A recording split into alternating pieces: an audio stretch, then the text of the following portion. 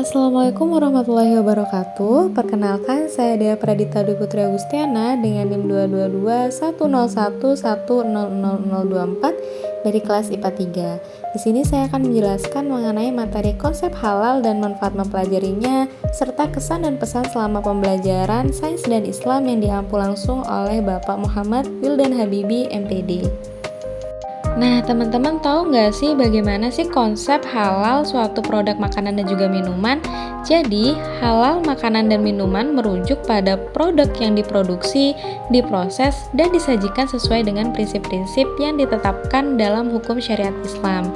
Jadi, produk halal harus bebas dari bahan-bahan haram dan diproduksi dengan memperhatikan kebersihan, kesehatan, dan etika yang sesuai. Nah, di dalam suatu konsep makanan dan juga minuman yang halal, itu ada prinsip-prinsip halal makanan dan minuman yang harus kita ketahui. Yang pertama itu ada bahan-bahan haram, yang kedua ada sumber hewan dan proses pangan, dan juga label sertifikasi halal. Yang pertama ada bahan-bahan haram. Jadi, mempelajari halal makanan dan minuman melibatkan pemahaman tentang bahan-bahan yang diharamkan dalam Islam, seperti daging babi, alkohol, dan produk yang mengandung bahan haram lainnya. Menghindari bahan-bahan haram penting untuk memastikan kehalalan produk yang dikonsumsi. Yang kedua yaitu sumber hewan dan proses pangan. Konsep halal makanan dan minuman melibatkan pemilihan sumber hewan yang halal, seperti daging dari hewan yang disembelih secara Islami.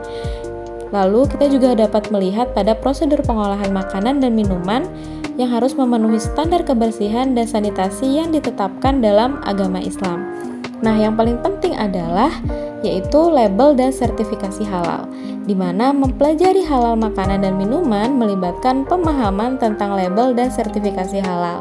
Mengenali label halal membantu konsumen mengidentifikasi produk yang telah melalui proses verifikasi halal oleh otoriter yang berkompeten. Jadi, setelah kita mengetahui konsep dari suatu produk makanan dan minuman yang halal serta prinsip-prinsipnya, sebenarnya apa sih fungsi kita mempelajari atau manfaat kita mempelajari suatu produk makanan dan juga minuman yang halal tersebut?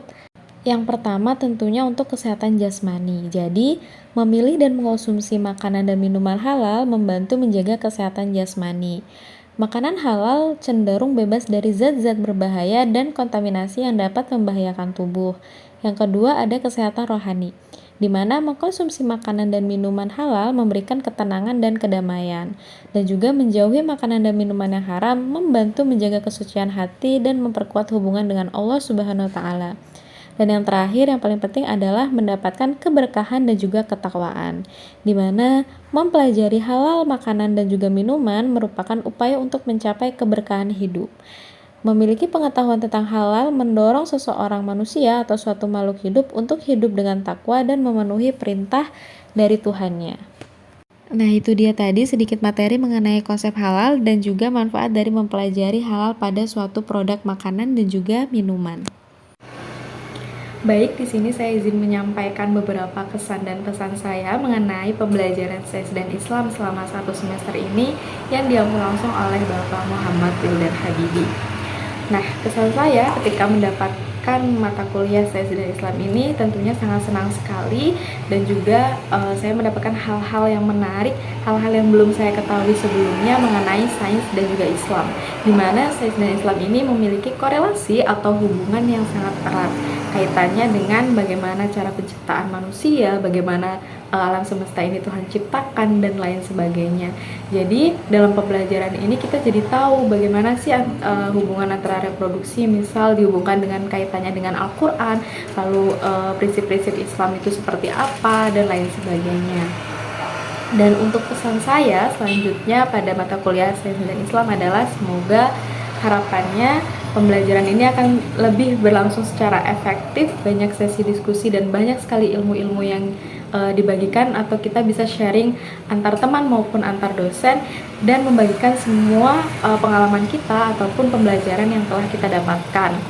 Yang kedua, semoga pembelajaran Sains dan Islam atau harapan saya kepada pembelajaran ini bisa diaplikasikan dalam kehidupan sehari-hari, baik di masyarakat, di lingkungan sekolah maupun di dalam lingkungan keluarga.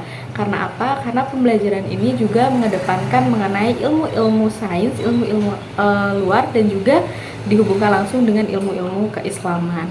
Nah, itu dia sedikit kesan dan pesan saya mengenai pembelajaran sains dan Islam.